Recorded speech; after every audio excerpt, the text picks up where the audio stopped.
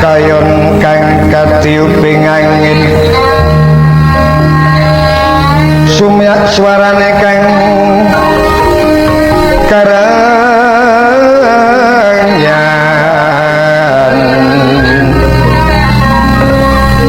samirono kang mawur keriris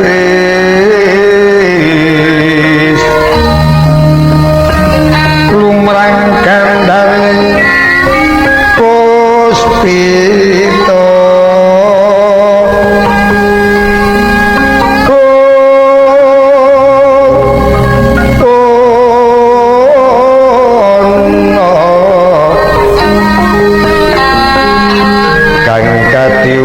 Samirana mandra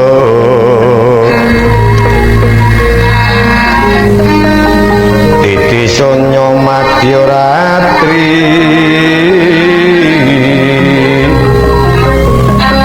raras sumedheng akasa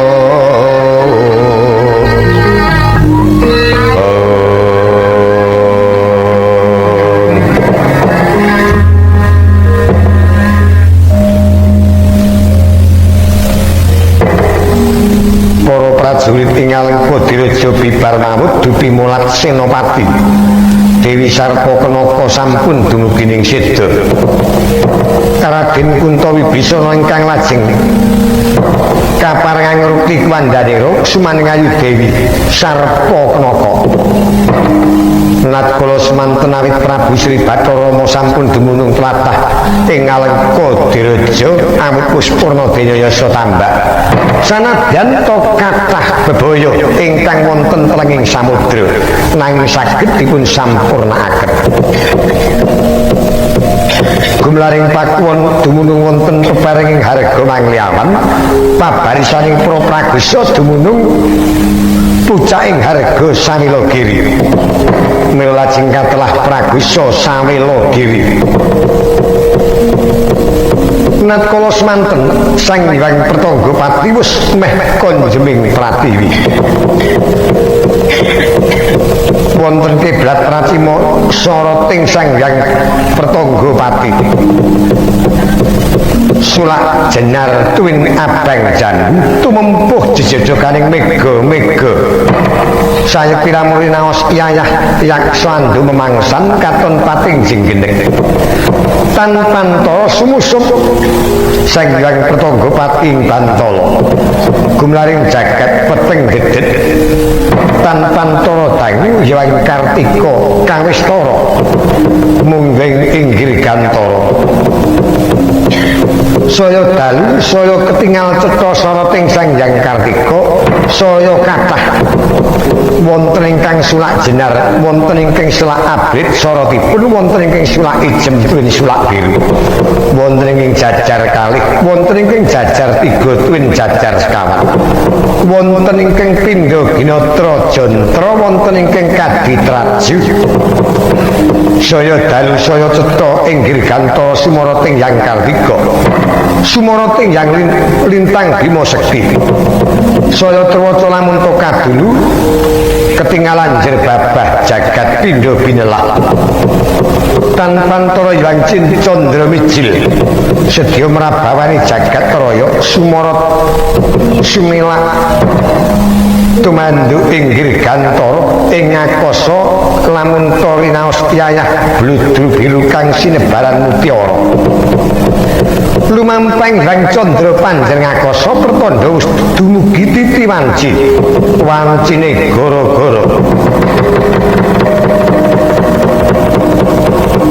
eko bumi dwi sawah tri gunung catur samudra panca taru satmangonan sato pandita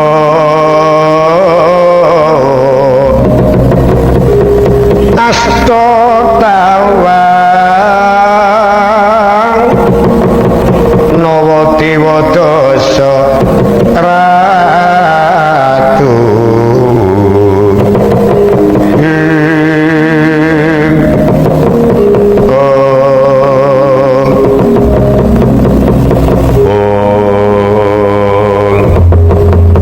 Eka siji bumi lemah kang kaedaran samudra. Dwi loro sawah lemah kang pinanduran pari telu gunung pikupun jagat. Catur papat samudra banyu kang idri bawana. Panca lima taru gegudungan satem pangunan pasabaning sabda. Sabta pitu pendhita jalma kang wis ketrima tapane asta 8 tawang langit.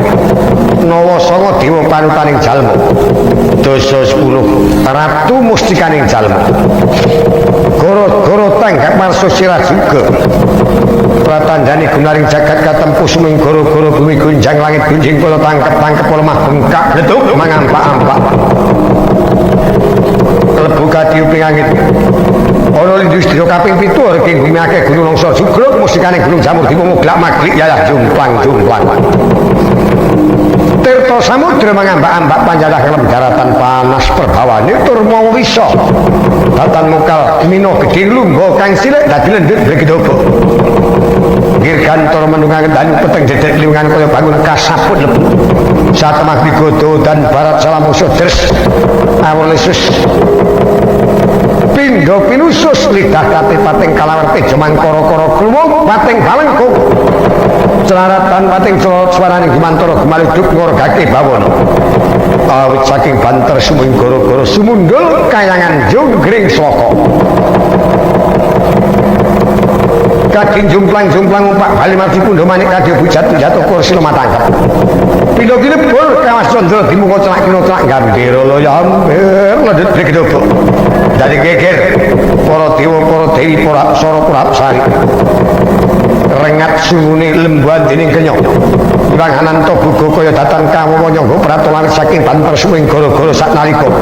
Nglongok sirahe ngakak tutuke sumumburu pase mijil sak klopo-klopo gedene. Kumiter pedhite. Obat kapitan kaya pecut penjalin tinggal. Kacarita lang padha duwi mulat maring jagat katempuh suming gara-gara. Jeng ados manik asta ginis tirta komandan. Katetesaken jagat mercapada. Sirep saknalika gara-gara gumlaring jagat tata tentrem gemari parojinawi. Pranyata samungantos kejet kalamunta gumlaring bawana katempuh suming gara-gara iki dadi gegalengan lakon pertanda jagat. Sedya ganti alam kuwi jaman. Nadyan gara-gara kang dumadiun madyaning jagat pakeliran. Tinare menghormati wijil kulasmar miwah putra cacah 3 macak kujingan wonten madyaning ora-ora balon karire.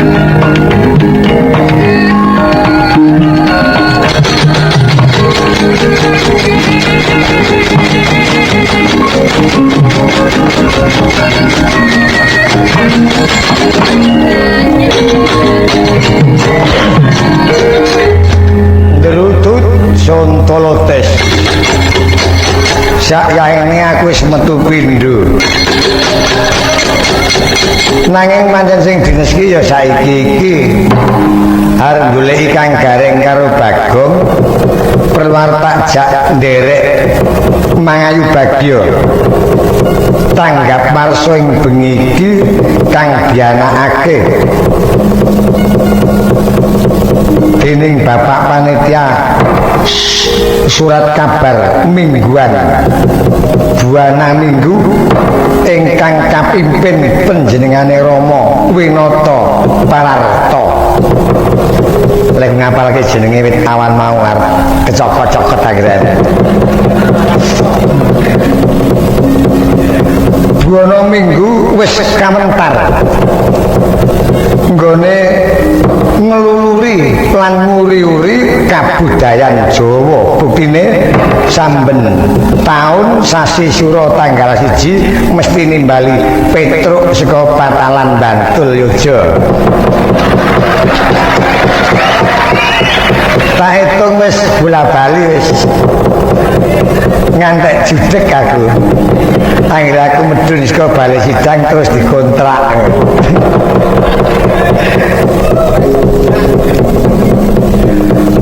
Saben tahun mesti nganakake tanggap warsa mingguan bono minggu kondang saindenging bawana saindenging Nuswantara ngemot ngelmu kejawen ingkang werna-werna lan pepak migunani tumrap urip ana madyaning alam bebrayan.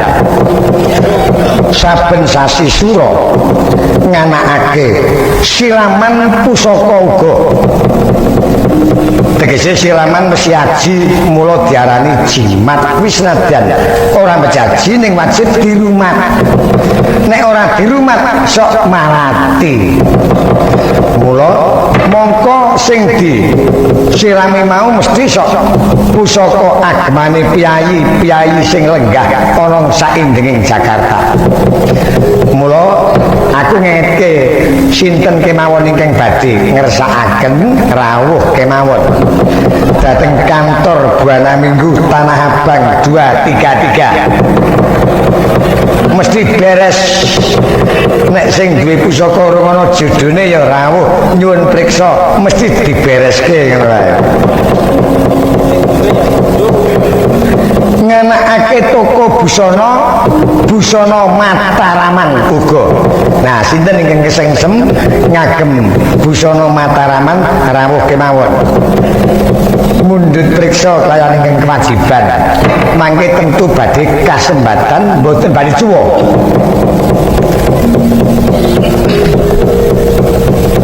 Lan panuwunku kudu padha nyengkuyung marang Bapak Pamarentah anggone wektu iki bakal nganakake sensus pertanian. Menika mboten mokal amargi pancen pertanian tumrap negari kita saka guru.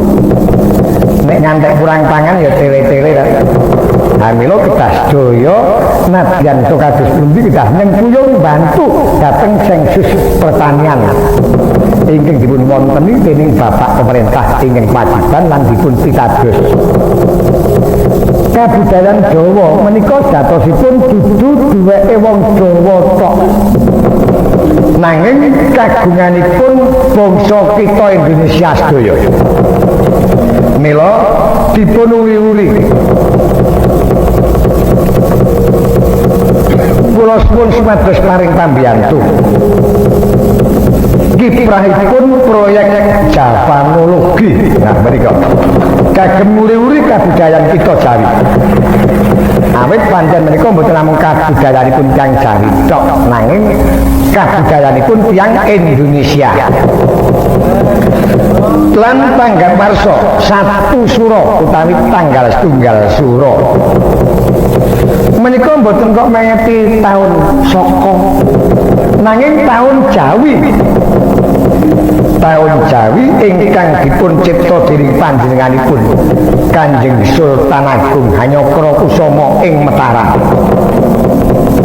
Ingkang mawi dasar anut lampahing candra utawi lampahing bulan. Ingkang sakmenika sampun jangkep setunggal songo setunggal 6 Jawa mila sampun ngantos tentu penampi nek tanggapan Sasira ki lak taun Saka sanes taun Jawi menika gareng karo Bagong arep tak undang tak jak ngregengake engko ya arep minangkani pamundhut sing mundhut gending metaraman wonten nang ning tak ngundang kang gareng ini ora diundang aku gending ora teko jajal laras 5 momo ji cobi sindenipun telu muni bareng momo ji monggo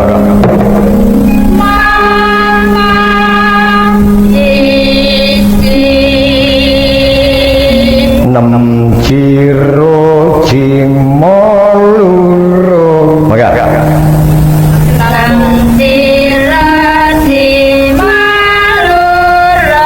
nah gini ki sudah kena jak nyambut gawe buta galak ayo buta galak lahir unta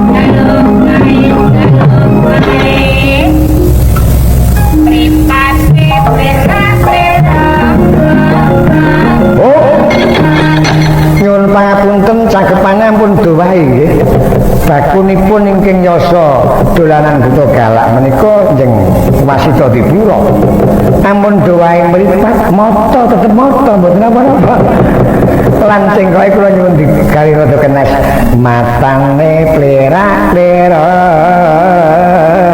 mblek-untek nek kendange dereng muni mblek-untek ampun seren monggo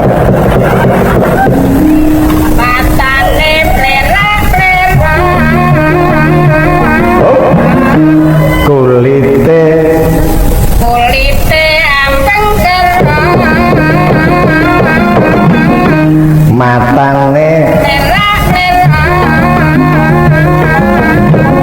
lambene merah-merah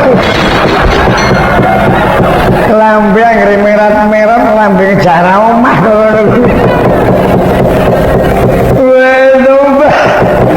mongkulite maka mongkulite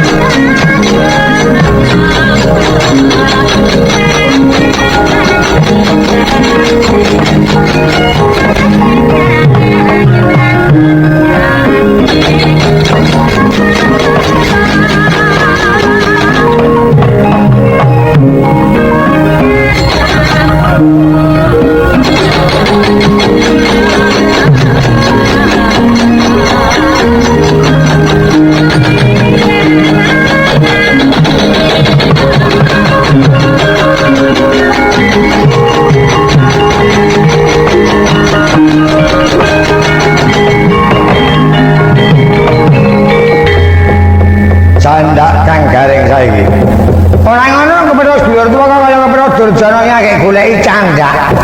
Ya ngapa? Ya ora ngopo-ngopo mung butuh arep guneman karo kowe. Bagong sajae mbiyeyet. Ora ngrasake aku mambeng iki ra netepi kewajiban sis kampleng kuwi. Lek ngomong iki piye, Gong? Sis apa? Sis kampleng. Kuwi benerno kuwi, Tru. Sing bener kuwi sis kamling. Sing tegese sistem keamanan lingkungan ngono. Ha kok sis kampleng. Lah ya wis ngono kuwi pokoke. Jadi keamanan desa-desa lan pedukuhan iki aja mung percaya karo bapak sing kewajiban, ya kudu dijaga dhewe, bantu ngono, rondo aku. Sewengi ra mulih ora ngiras pantes lek-lekan. Cangkriman karo maratuane gareng mati marotoli ora iso mbedhek cangkrimaku. Wong edan lagi nah. Wong tuwa ora melu apa-apa kok dadi tok singgol-singgol. Ngono cangkrimamu ki yo apa ngono. Oh, kowe iso mbedhek cangkrimaku ampuh. Aku ya melu panas wigo. Cangkrimamu ki apa ngono. Wis pitakonku iki jawaban. Wong apa? Ora memangan kok megap-megap. Oh, wong semaput. Tutu. Wong semaput keleru, wong loro napas. Wah menuduh lambene doble. Ya wis ora ngerti aku, Gong.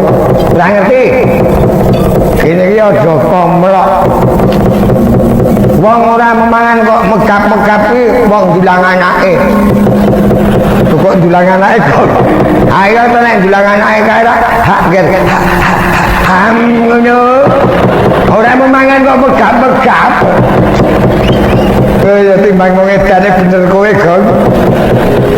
Kira wong tuwa-tuwa ming dudu wong dulang anake ngono. Oh, Bagong. Ayo lampu apa pecah metu wonge. Lampu listrik tuh. Lampu neon tuh. Ya lampu apa, Kok? Wis katok wis. Lampune toko wis tutup. Sing di omah rung turu jajal pecahan keluar wae sing di omah metu. Sapa mecahi lampu ngono? Ah, lampu dipecah metu wonge ngono. Wis ora sudi kok bukan karo kowe. Wong-wong tua cangkrimi lampu dipecah metu wonge, lampu toko tutup.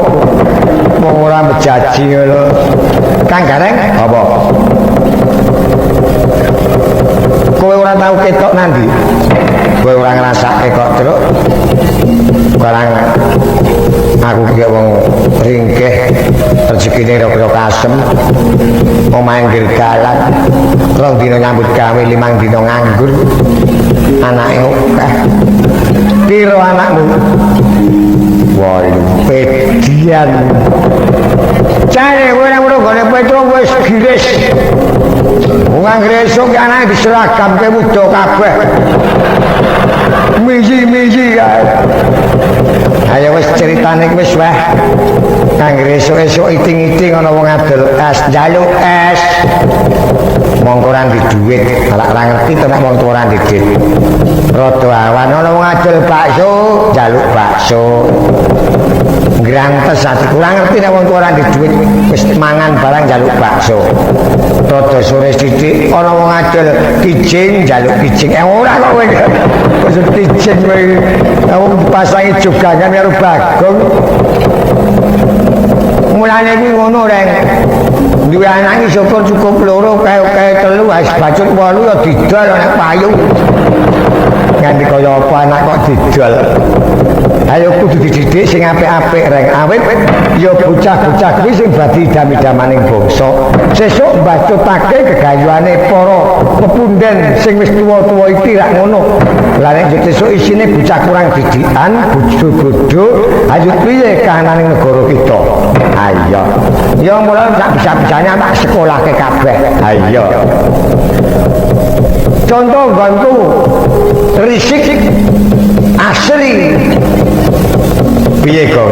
Omahku ya apik, ora kaya gone gareng king cememek.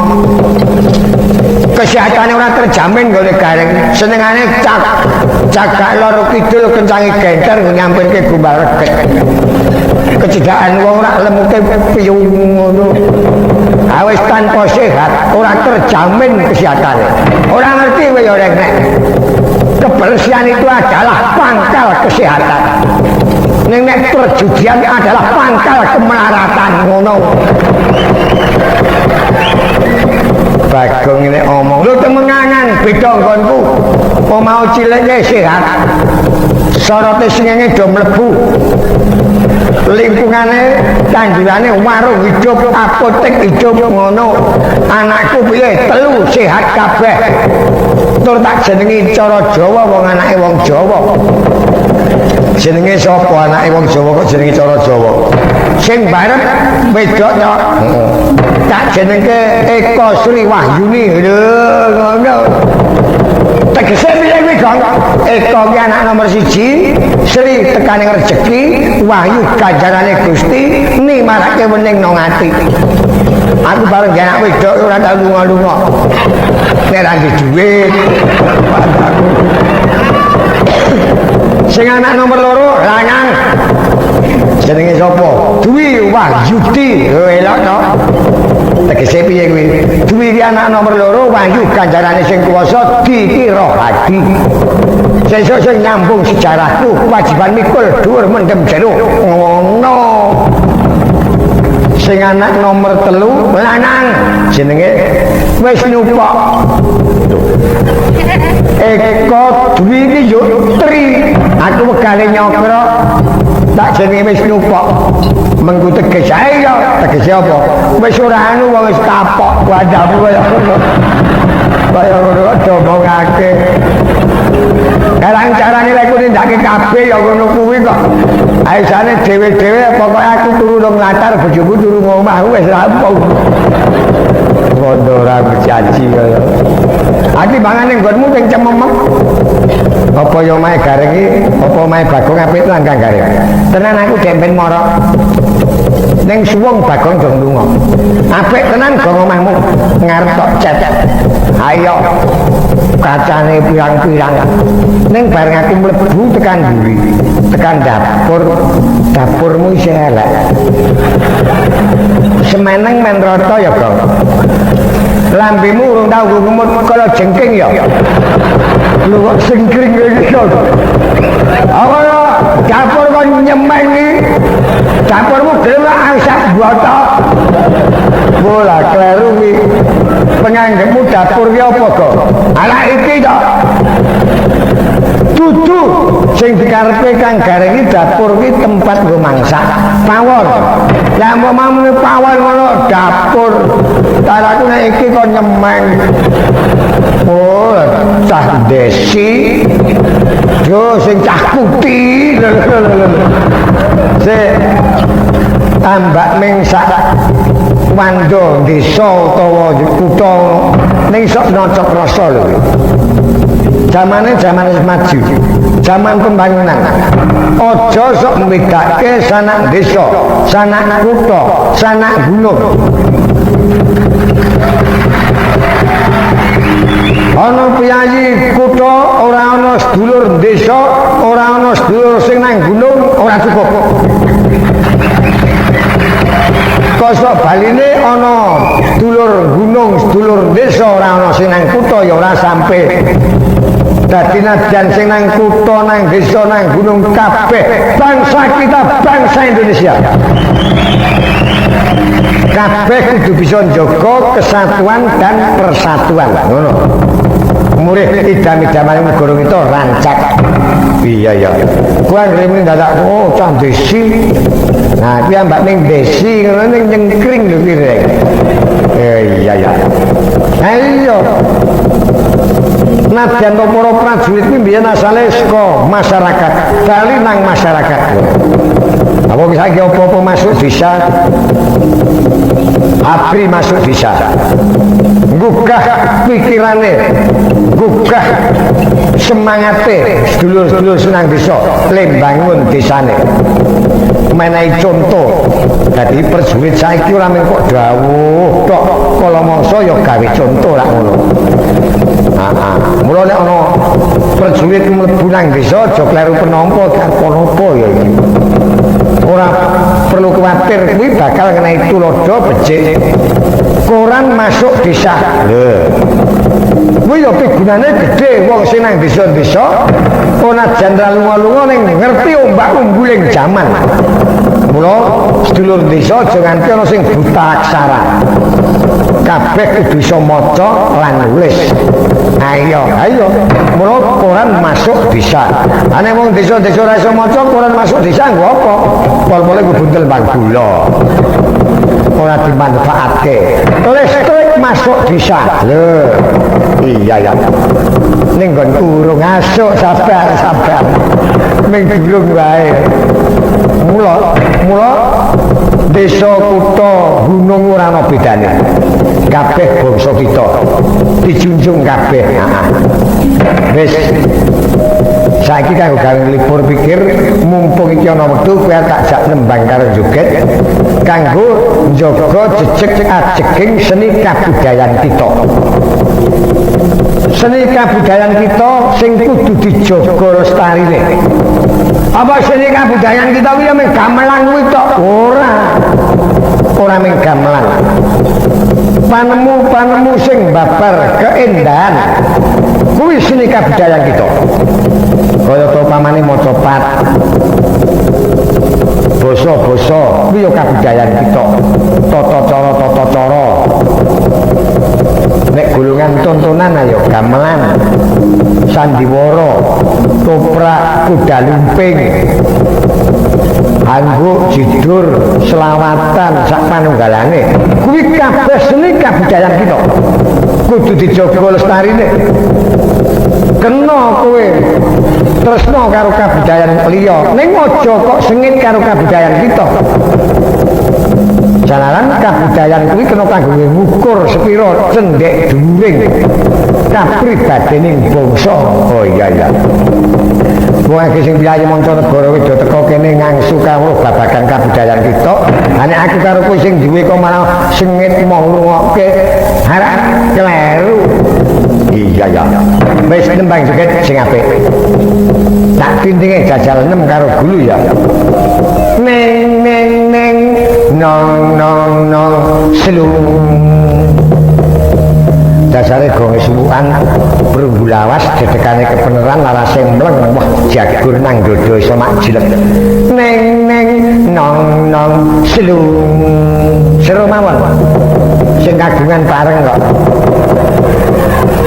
Nek gemantung sing nabuh arep suwukan apik kan sing nabuh ngantuk. Len jagur ngawur ora bener pencu ya mung mak ber-ber ngono. Ning gawe ora tau ngantuk. Mula dipilih dadi pengegong iki mergo ora tau ngantuk. Pengegong iki ora ngantuk jajate apa? Jajate boros ana pira-pira entek wae. Padamu ngono. Wong ora entek ya direkam kok kowe iki kok.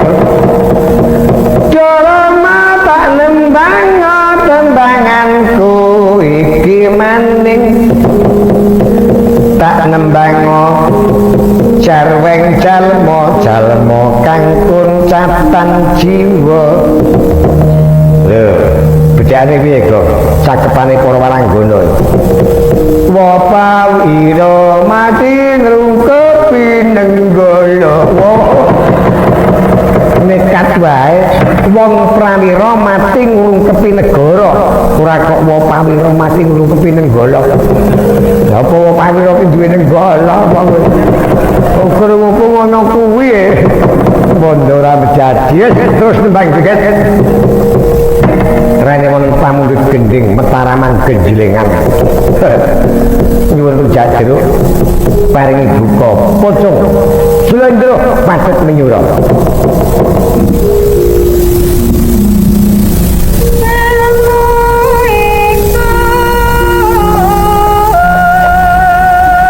Napa kok tak delok tenan kok nglindur kuwi pian padamu ora.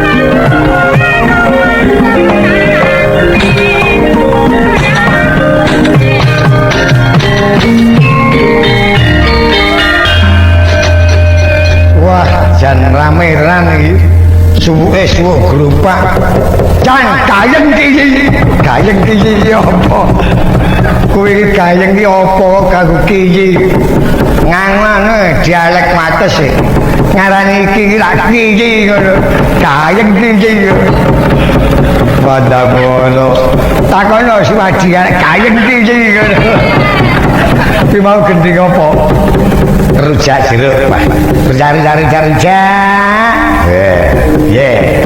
wuni apik tenan gending kluthek mau keh kuwi parikane ayo bangsa rujak ya kena bangsa kembang ya kena jajal aku diparingi nek kembang mlati piye kira-kira kembang mlati niki Petruk nuwun kembang mlati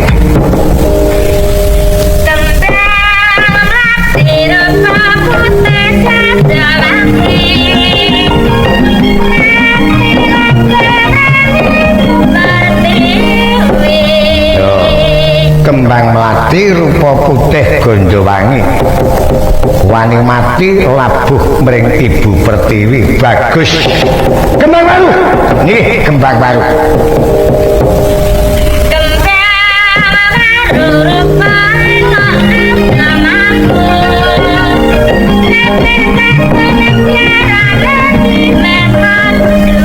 ya ngono ya kena kembang baru warna asri yang dinulu ngono ya kena yo bersatu memperkuat orde baru bagus kembang kacang kembang jelih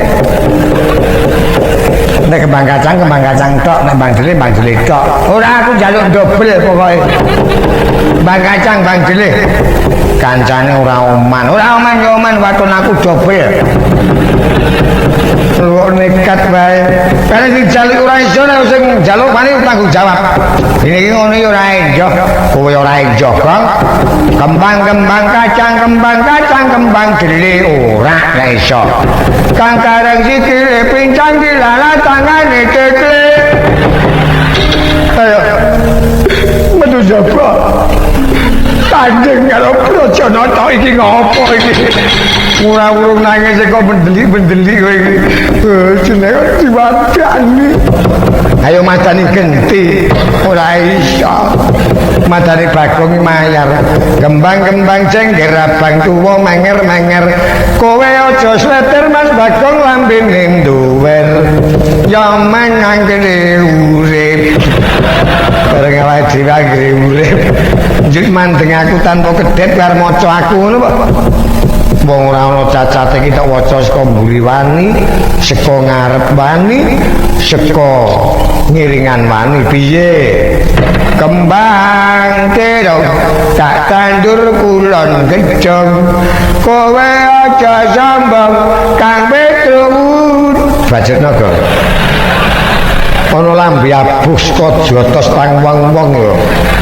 Kang iya Kang Petruk bagus dhewe bareng artian kok bagus dhewe lah kok ora cocok kok anggawe Kang Petruk udine bodong bareng nang kono wani muni gue ki nakal diwadan madani gelem kok diwadani muring-muring endi kowe Petruk nembang joget sing apik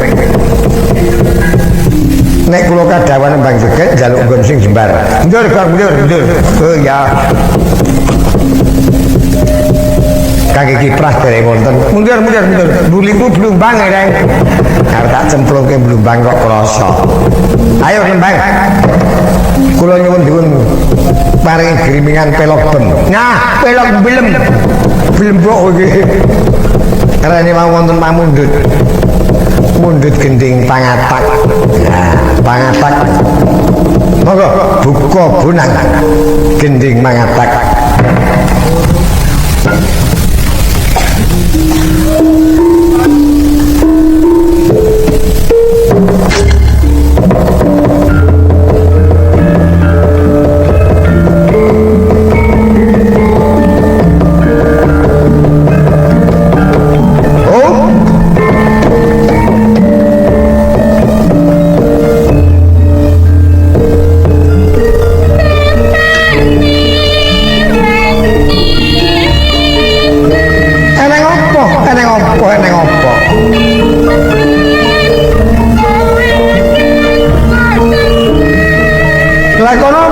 pondokne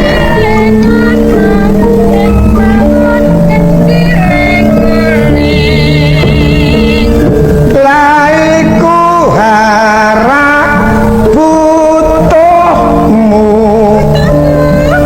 isen-isen jroning pawon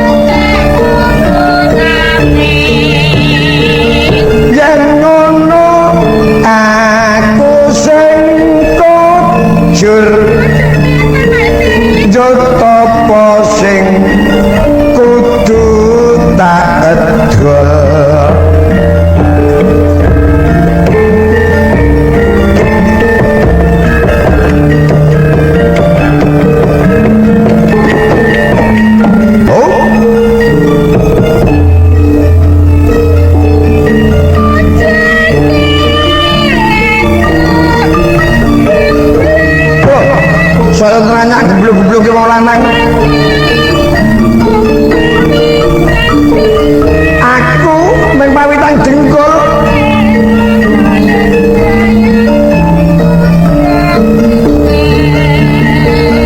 Mongko aku seneng nganggur tengok-tengok karo omong kosong.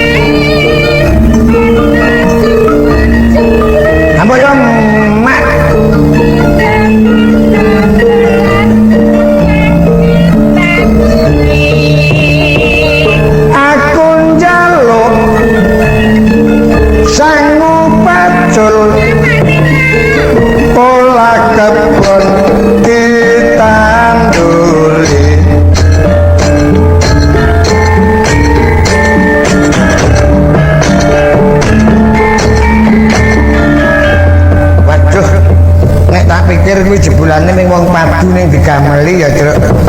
Lho kok wong padu digameli. Lah aku mau iki jane gending karepe. Wong lanang karo wong wadon bebrayan. Kuwi kudu padha-padha. Wong lanang kudu tanggung jawab, wong wadon yo setiti ngati-ati tegegen rigen leng nata pulu wektu ning sing lanang. Mergo apa sing lanang oleh nyambut gawe wekel pirang-pirang ewu dinane ning ora iso le nata wong wadon mau. Entek ngalas entek ngomah. Ning iki mau gending wong lanang arep weya karo kewajiban, wong wadon ora kok njek mandi iki ora ngelingke laline wong lanang. Mergo wong wadon saiki iki bojo iki pendamping suami yang setia. Kae nang panca dharma wanita ya. Ping pindho wanita adalah penerus keturunan. Aja sio-sio karo wedok. Karo nek jagat ora ana wedok kowe nurunke piye? Gubras gabus wis kepethuk wong lanang terus ngopo? Iya. Wanita adalah pendidik putra. Anak sing cilik-cilik iki sing kewajiban didik rak kaum ibu. Luput nek didik sok nek gedhe dadi menyunyang. Abot tanggung jawab dadi wanita. Mula aja sia-sia. Iya ya. Keri diri kae wanita adalah anggota masyarakat yang berguna. Dadi wong wedok iki saiki aja kaya ning rencang wingking. Sono nepangaken menika rencang wingking kula wah ora patek enak ngono. Malah kedua nepangaken menika kanca turu ngono. Iya kok ndak saru nih ngono. Nyatane ya ngono iki kok. Gendeng liyane kuwi to. Aku wis ngerti pokoke. Pokoke iki sing wong lanang karo wong wadon brayang iki sing sepadha-padha ngono to. Ayo, dadi wong wedok ya dadi sepelekke, ning wong wedok ya dadi nyanyah karo wong lanang sepadha-padha. Ayo. Gendeng klasik tak caosi jineman luar kambang. Nah, kuwi cocok. Patet menyuro. Heeh. Tak stelke.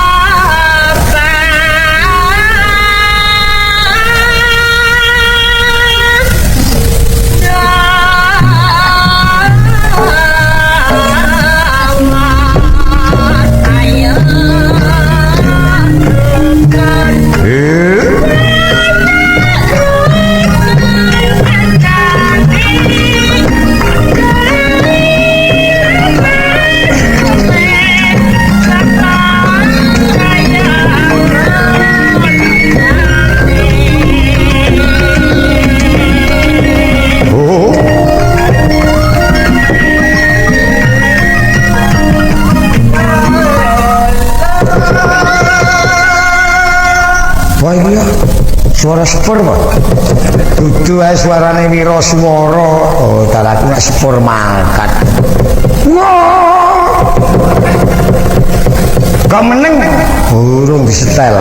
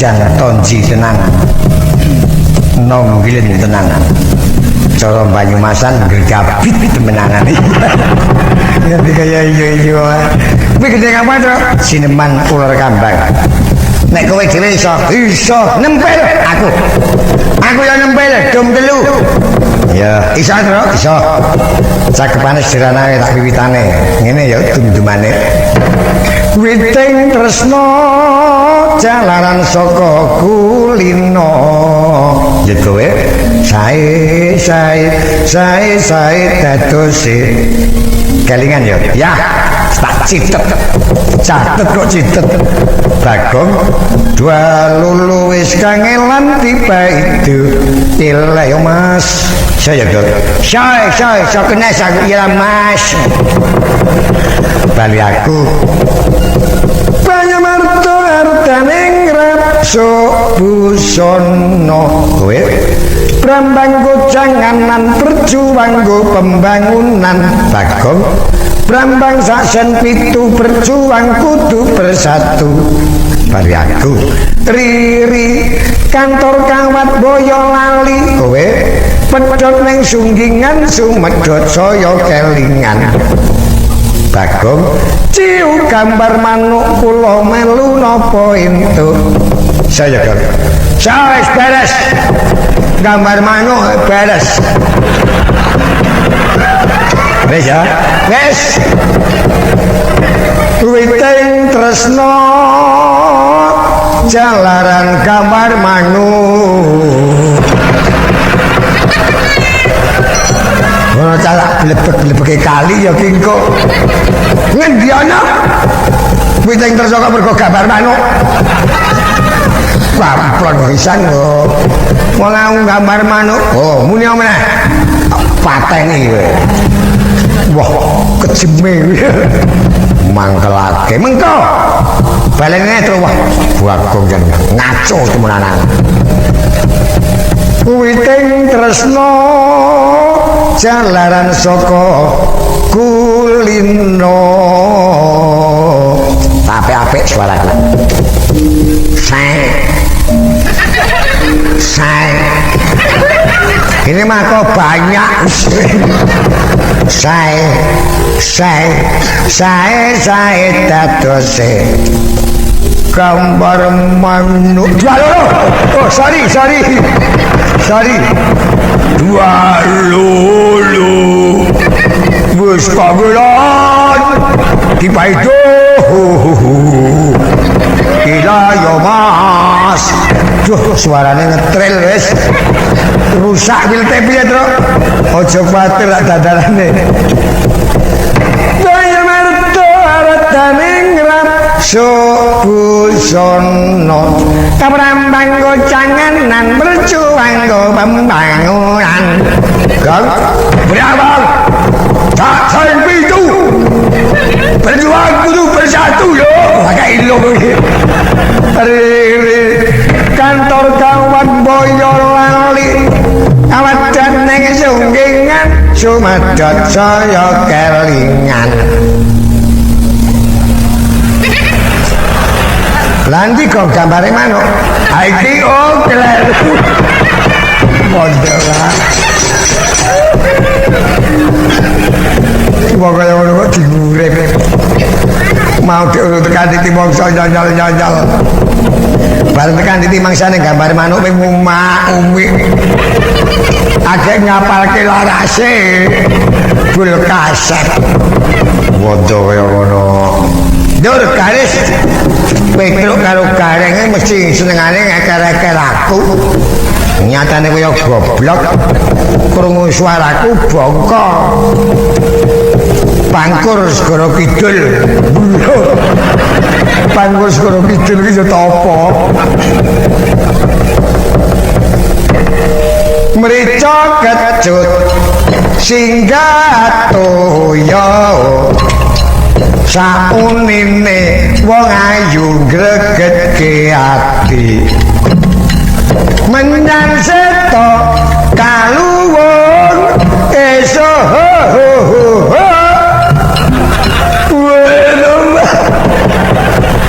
waduh gamelane kok ning gluthak kaya lampor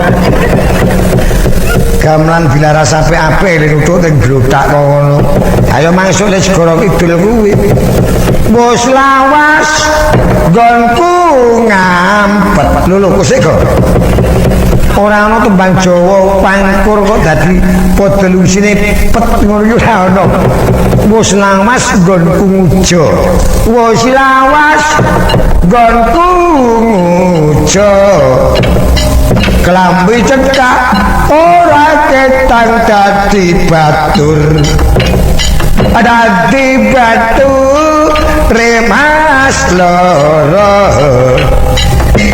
yen sari tak tinggal lunga kusik tembang pangkur kuwi kari dhewe i oh iya yen sari tak tinggal pergi lho kok pergi kuwatur seloyo sing bener ki ngono yen sare sun peteki ora sudi aku meteki kok wong turu aja dipijeti penak sing mijet iki kurang bejane marake bandamu kuwatur seloyo Mas Blenderan Bandung oh ya